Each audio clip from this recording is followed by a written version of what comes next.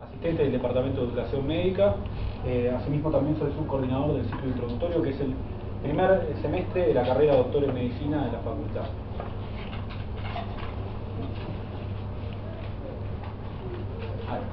Muy bien, a modo de empezar un poco la introducción, me gustaría hacer unas aclaraciones.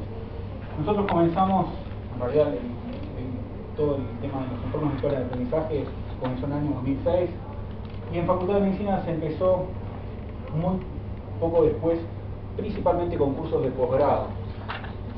De unos pocos cursos y unos pocos usuarios fuimos avanzando. En el año 2009, debido a la reforma del Sistema Nacional Integrado de Salud, se estableció un nuevo plan de estudios para la carrera de doctor en medicina, y esto requiere la participación de los estudiantes como centro de su aprendizaje. Es decir, dentro de las materias que se implementaron metodologías de aprendizaje centradas en el estudiante. Asimismo, a nivel de la carrera, en el ciclo introductorio y en algunos otros ciclos de la carrera, se han puesto de forma que pertenecen a la evaluación y están dentro de la currícula de grado las actividades dentro del entorno virtual de aprendizaje. Dentro de las metodologías que trabajamos existe la metodología de aprendizaje basada en problemas, y la metodología de trabajo de campo, y la metodología de habilidades comunicacionales, que son las tres metodologías que trabajan más que nada a nivel del entorno virtual, del curso ciclo introductorio de la carrera de doctor en medicina. Y estas tres actividades llevan una evaluación continua. Es una evaluación de proceso, es una evaluación en la cual los estudiantes, que estamos hablando de que en la última matrícula tuvimos 1.640 estudiantes más o menos, de esos 1.640 estudiantes fueron divididos en 72 grupos, por lo cual, si tenemos tres materias, tenemos 72 docentes de aprendizaje basado en problemas, 72 docentes de trabajo de campo y cerca de 10 docentes de habilidades comunicacionales, porque los grupos ahí se juntan, se fusionan y forman un gran grupo. Por lo cual nos da un total de más o menos alrededor de 160 docentes participantes en este primer semestre. Si multiplicamos eso por los 5 criterios de evaluación que ahora les voy a decir, en realidad tenemos un conjunto de datos muy interesante para analizar. Es una gran cantidad de datos que no puede tener errores, porque el error significa que una semana antes del examen al estudiante le estoy diciendo que aprobó, exoneró o perdió. Antiguamente, hace 3 años atrás, antes de que yo comenzara a trabajar con este tema, la forma de envío de las calificaciones de evaluaciones continuas era de la forma más variada, desde llamadas telefónicas, papel debajo de la puerta, planilla de Excel con el formato que yo elegía, planilla de OpenOffice, diferentes formas de evaluar, y había un error cercano al 10%. Estamos hablando de generaciones que no han ido aumentando, más o menos se mantienen entre 1.490 desde el año 2003, que fue mi generación de ingreso, hasta 1.600 de este año, más o menos se mantiene una matrícula de la misma forma. Un error del 10% significa que hay 100 personas, más o menos, que al llegado final del curso vienen a golpear la puerta porque está mal mi evaluación. Yo había exonerado, hice los cálculos, exoneré y aparece que tengo que dar el examen. El examen es una semana y no me inscribí. A eso también se suma el tema del procesamiento de los datos. Se demoraba mucho en el tiempo. El momento de finalización del curso se demoraba más o menos entre 10 y 12 días en obtener todas las evaluaciones. Y había como una especie de cacería de brujas llamando docentes a la casa: mirá, me falta la evaluación de tal estudiante, vino tal estudiante a quejarse, tiene razón, no tiene razón. Era un caos. Lo que hicimos fue, tenemos una plataforma Moodle, tenemos un curso, vamos a utilizarlo.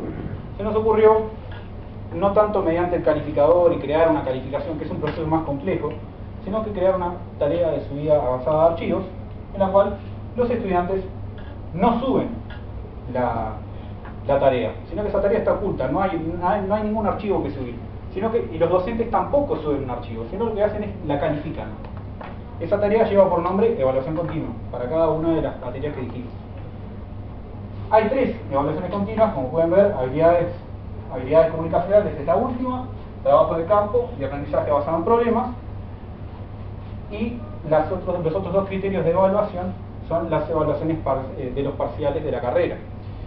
Los parciales son 100 preguntas múltiple opción que se elaboran en un comité de examen que a posteriori analiza las respuestas, analiza los diferentes distractores y ve qué preguntas son las que mejor se adaptan para abarcar esos contenidos. Hay todo un estudio que lo organiza el Comité de Examen del Ciclo Introductorio, del cual también formo parte.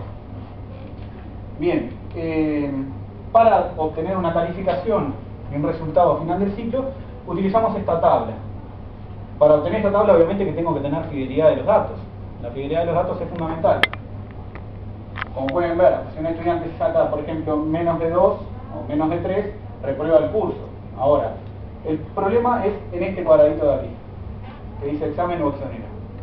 Porque nosotros agregamos que un estudiante, para ser capaz de exonerar el ciclo y no dar el examen, tiene que tener un 70% en los promedios de parciales, y las evaluaciones continuas tienen que dar un promedio, ¿tá?, entre 6 y 12.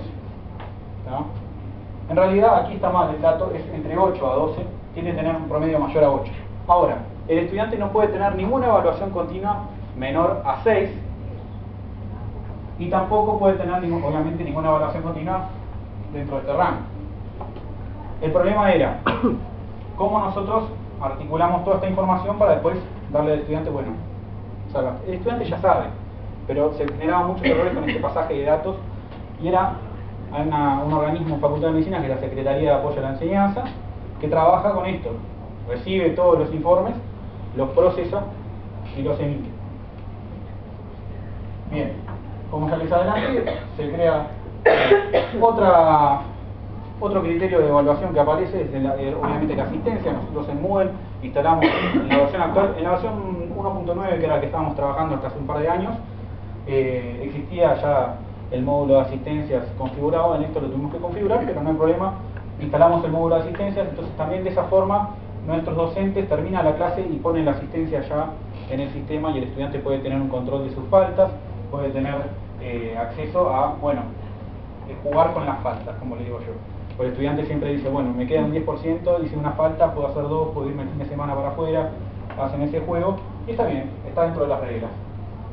Muy bien, esto es una forma, sale medio oscura la imagen, pero en realidad nuestro curso es un curso bien simple, con un tema que seleccionamos, que es un tema que se llama Sky Blue, que tiene un cielo de arriba, y pusimos algunos banners decorativos, y están las tareas de estudio avanzada de archivos, están ahí, donde el docente clique ahí le aparece, por ejemplo, el nombre de su estudiante, su grupo, y califica directamente con la nota.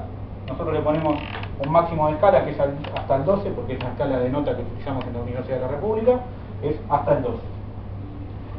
Esta información que ingresa al docente, después nosotros podemos acceder al calificador del curso. Nosotros, cuando termina el ciclo, accedemos al calificador y le pedimos a este que nos pase todo a un archivo de datos, un Excel, un texto. Por lo general, con el servidor viejo de nuestra facultad, lo que teníamos era un problema de demora, que saturaba el servidor y nos echaba para afuera. Entonces teníamos que descargar un archivo de texto y después pasarlo a Excel. Eso generaba algunos problemas. Por ejemplo, el problema principal, y en el que hacemos énfasis al inicio del curso, es la matriculación de los usuarios.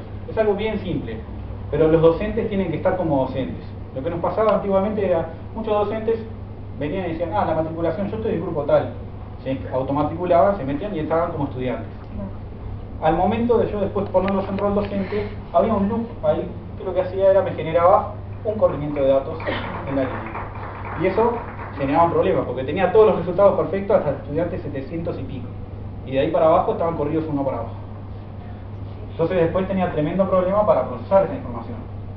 Hoy no se matricula a nadie sin que yo le dé permiso. Un poco de control no viene mal. Un poco de control no viene mal. Bien. Nosotros extraemos los datos. Hay una cosa de los parciales que me olvidé decir. Los corregimos mediante una planilla electrónica, hay un escáner, 2 minutos, perfecto. Hay un escáner, se corrigen automáticamente y esto se procesa. Entonces después es simplemente con la cédula que obtenemos de nuestro entorno virtual y la cédula de los parciales, compaginamos y nos queda la base de datos armada como para decir, por ejemplo, este estudiante tiene 73, 69 de los parciales, continuas de 9 de 10, exonera, y no tiene falta.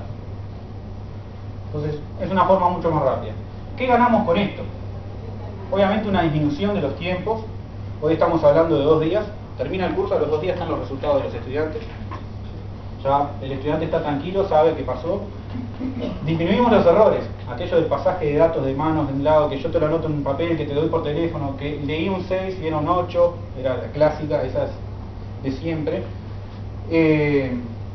Todo eso se disminuyó, estamos hablando a 0,1, más o menos tenemos 8 estudiantes, 9 estudiantes que vienen a quejarse, y los 9 que vienen tienen razón, es el docente que se equivocó al posar el mouse o se le corrió la ruedita al momento de poner la evaluación y eso generó el error.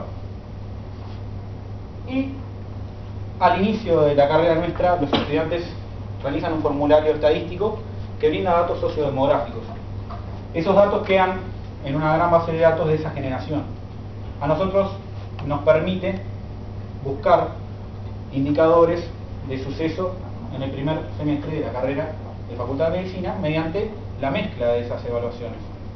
Nosotros tomamos una cédula que puso que vive en Tacuarembó, que vive con sus padres tienen un nivel terciario y diferentes indicadores, y con el resultado académico podemos ir y ver, bueno, a ver, ¿qué podría ser un indicador bueno?